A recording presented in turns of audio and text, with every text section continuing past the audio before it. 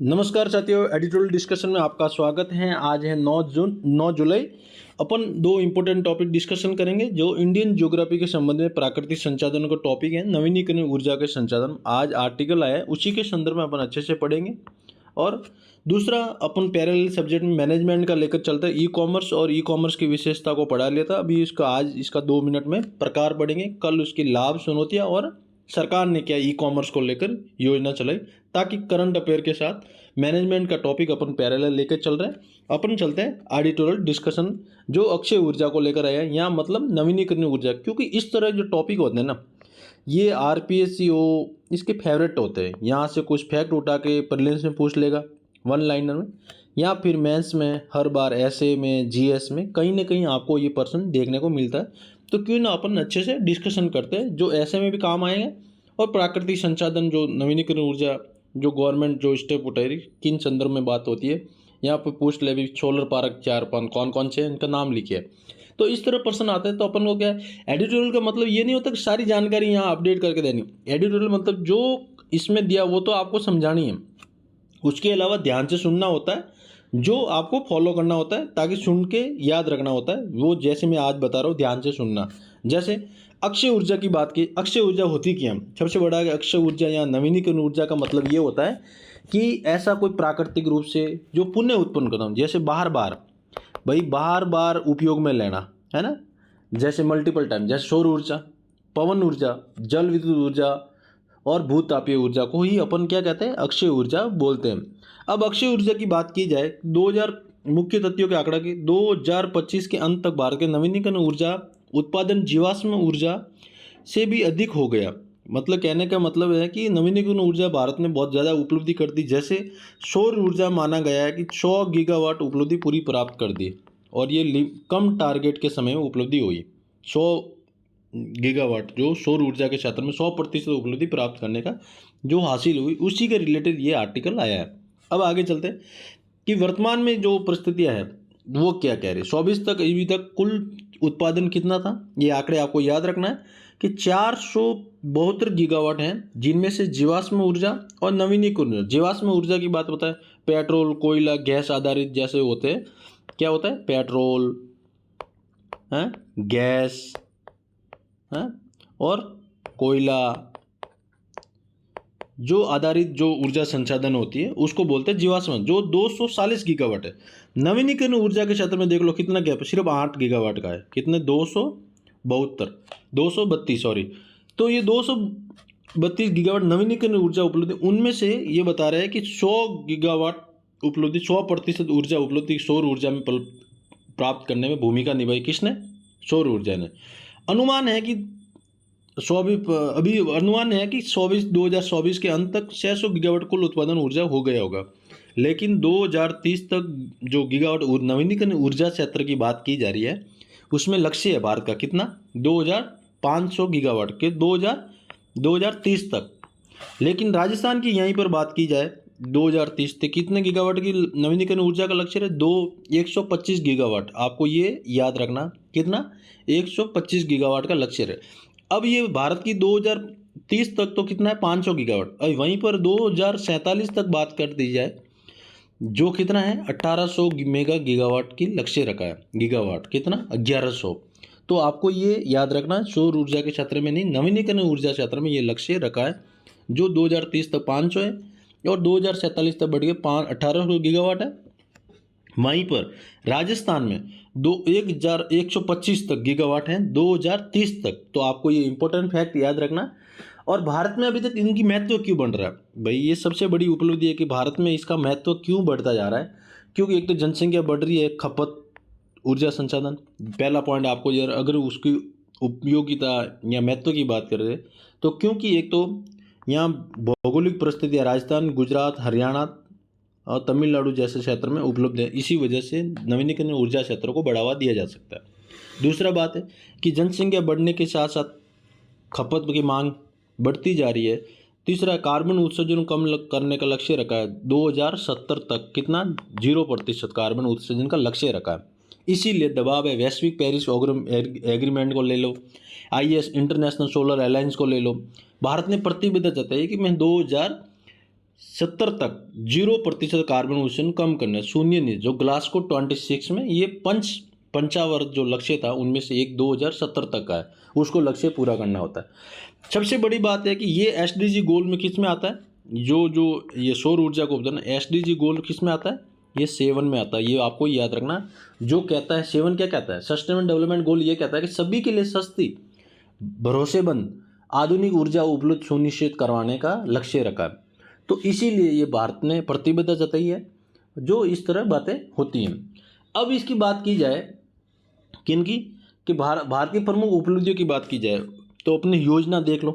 प्रधानमंत्री सूर्य मुक्त बिजली योजना, जो घरेलू सौर ऊर्जा को बढ़ावा देने के लिए 78,000 सब्सिडी जो जो दी जाती थी 3 इंस्टॉलमेंट में, उसका 2014 में बात की जाए तो ये 2014 में कितनी थी, 2.842 गीगावाट थी। अब देख लो 100 गीगावाट पूरी कंप्लीट हुई।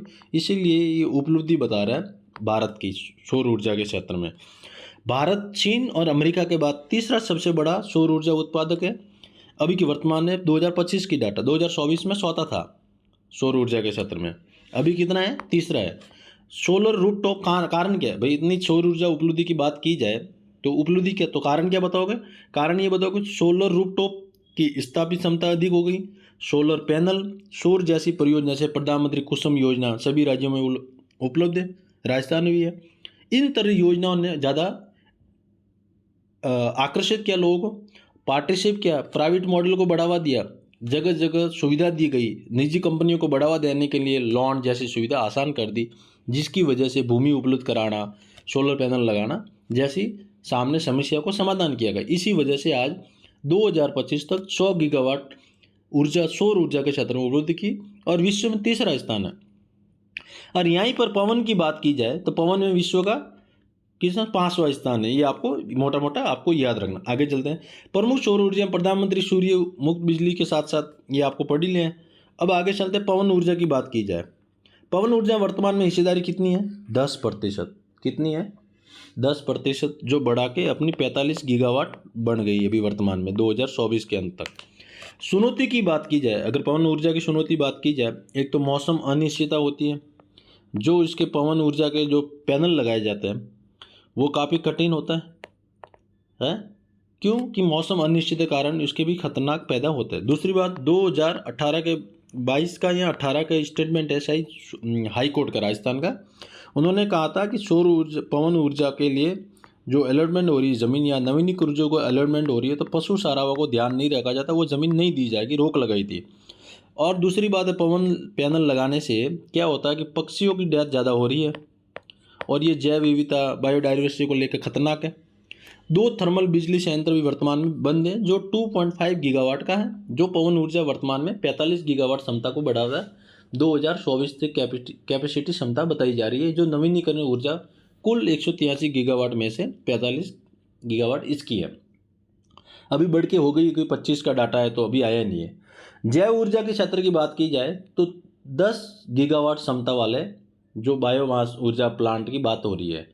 अब मैंने आपको बता दिया कि बहुत सारे परियोजना, कुसुम परियोजना, सोलर रूफटॉप योजना है, प्रधानमंत्री मुफ्त बिजली घर योजना जैसी योजना चलाने से ही नवीनीकरण ऊर्जा को स्रोत को बढ़ावा मिला। अब आगे चलते हैं। इनकी लाभ की बात की जाए, पर्यावरण लाभ क्या होगा, कार्बन उत्सर्जन मतलब 2070 तक जो लक्ष्य रखा उसको पूरा किया जाए। एसडीजी गोल 7 को लक्ष्य प्राप्त करने में आसान होगा। वायु प्रदूषण में नियंत्रण रखा जाएगा, है स्थायी विकास में योगदान होगा। भाई पर्यावरण का लाभ, कार्बन उत्सर्जन में कमी, वायु प्रदूषण में नियंत्रण, स्थायी विकास लाभ लगाने से क्या होगा कि एक स्वस्थ वातावरण का निर्माण होगा और लोगों की जो इनकम पे सोर्सेज पे दबाव ज़्यादा नहीं बढ़ेगा। और इसी वजह अब चुनौतियों की बात की जाए, भाई चैलेंज क्या है, चैलेंज सबसे बड़ा ये भंडारण स्टोरेज क्षमता। अभी मात्र 2000 गीगावाट क्षमता भंडारण हरियाणा पंजाब के अलावा कहीं देखने को नहीं मिल रहा है। ये सूजस योजना के तहत बताया जा रहा है।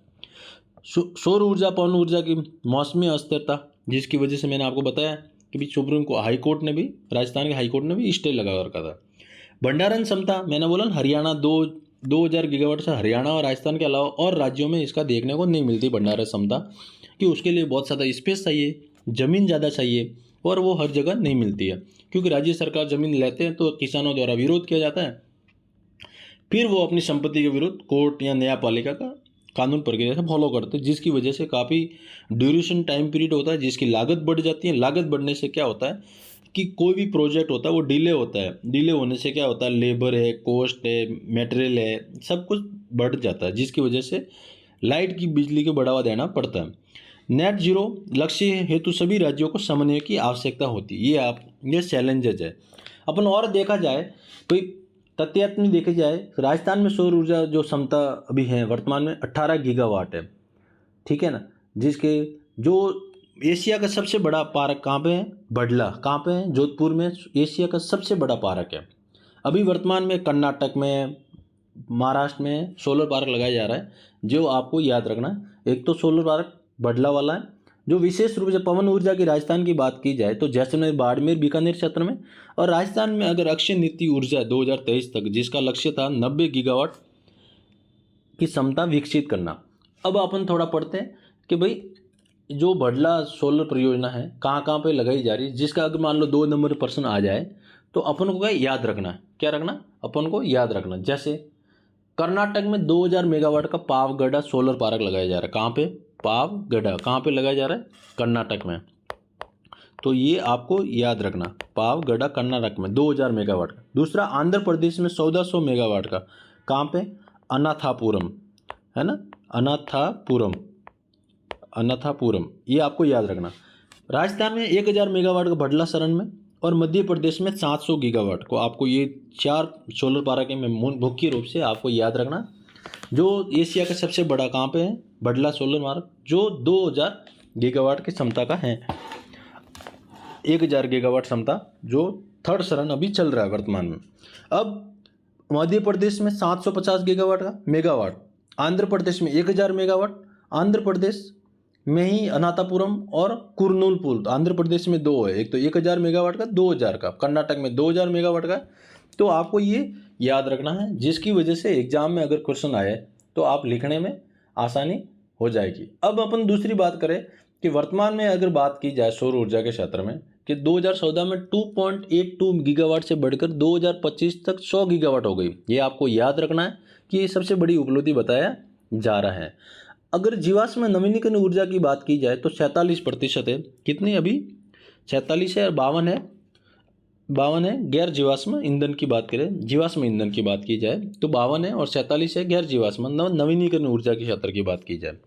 तो आपको ये 2 फैक्ट याद रखना, 47% और 52%। 47% नवीनीकरण ऊर्जा के क्षेत्र में, और जीवाश्म ईंधन 52% ऊर्जा क्षमता है वर्तमान में।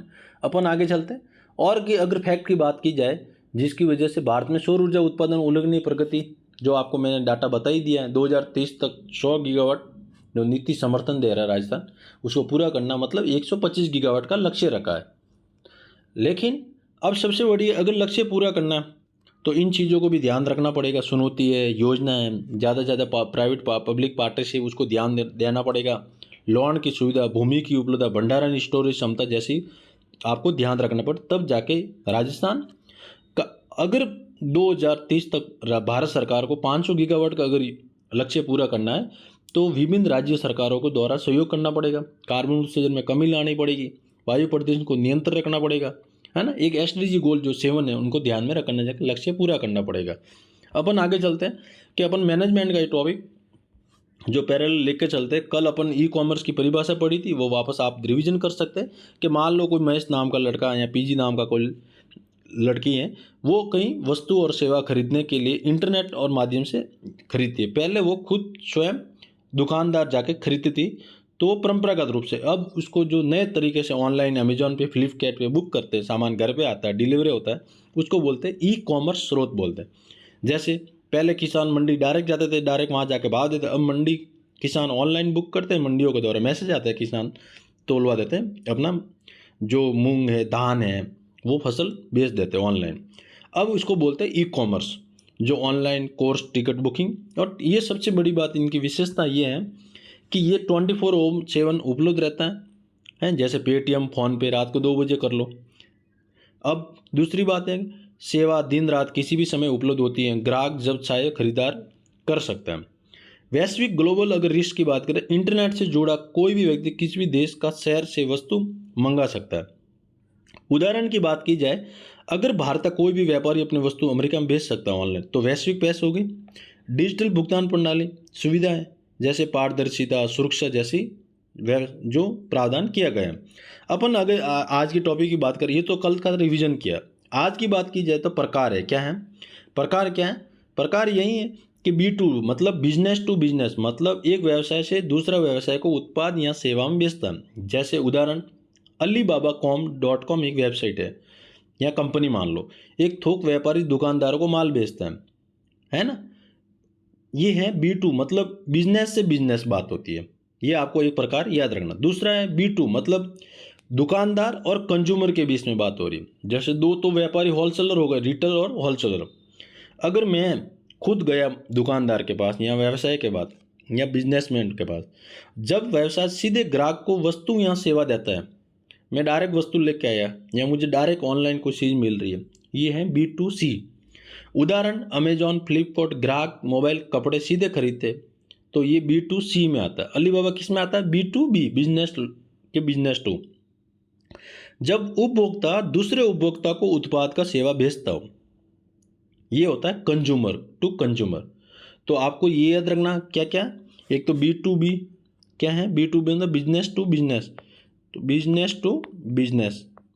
अब बिजनेस टू कंज्यूमर, तीसरा C2C, चौथा जो गवर्नमेंट्स, जो कंज्यूमर, जो अभी ई मित्र पे आप जाते हो, जो गवर्नमेंट और सिटीजन सभी नागरिक ऑनलाइन सेवा देती है, तो ये government to consumer, consumer to consumer. जो उदाहरण OLX, क्विक केयर, कोई व्यक्ति पुराना फर्नीचर बेच सकता है। जैसे आज कार24 OLX पे जाओ, कार बेच सकते हैं या कुछ खरीद सकते हैं। ये क्या है? ये कंज्यूमर टू कंज्यूमर है।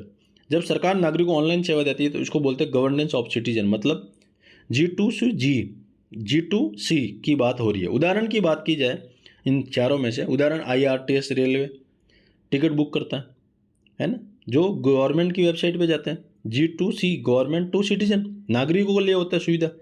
ई मित्र प्रमाण पत्र, बिल भुगतान, पेंशन आवेदन आदि को देखा जाता है। तो आपको मैंने धीरे धीरे छोटे छोटे सब्जेक्ट भी लगभग पढ़ाना शुरू किया हूँ, और एडिटोरियल डिस्कशन एक ही लेता हूँ ताकि अच्छे से समझ सकते, फैक्ट याद रख सके, कम टाइम में ज़्यादा बार सुन सकते हैं, आपको मेंस में या PT में अच्छे से बेनिफिट देखने को मिले। और आपको मैं तो कह रहा हूँ आप इसको रेगुलर फॉलो कीजिए दोस्तों, तभी मज़ा आता है। कुछ नहीं होता, 20 से 25 मिनट में टाइम कह रहा हूँ, और ज़्यादा से ज़्यादा इसको सब्सक्रिप्शन कीजिए, लोगों को जोड़िए। इस तरह एडिटोरियल डिस्कशन पढ़ाना राजस्थान में या कहीं भी बहुत मुश्किल होता है, ये बहुत हार्ड वर्किंग काम होता है। न्यूज़पेपर ला के किसी कॉपी करके आसान होता है समझाना, लेकिन एक एक फैक्ट का ध्यान रखना, रिवाइज करता, कई बार मेरे से भी गलती होती है, तो आप भी थोड़ा ध्यान रखें कि डायरेक्ट फैक्ट देख ले। क्यों? कई बार बोलते बोलते जो टंग होती है वो स्लिप हो जाती है, तो जिसकी वजह से टंग की वजह से मिस्टेक हो जाती है। ऐसा नहीं है कोई आदमी अपनी तरह कोई ज्ञानी होगा, नहीं, एक नॉर्मल आदमी होता है, वो अपनी एक कला होती है, आर्ट होता है, तो वो कोशिश करता है आपके साथ बात करके। लेकिन आप इसको सपोर्ट कीजिए। मिलते हैं नेक्स्ट एडिटोरियल डिस्कशन के साथ।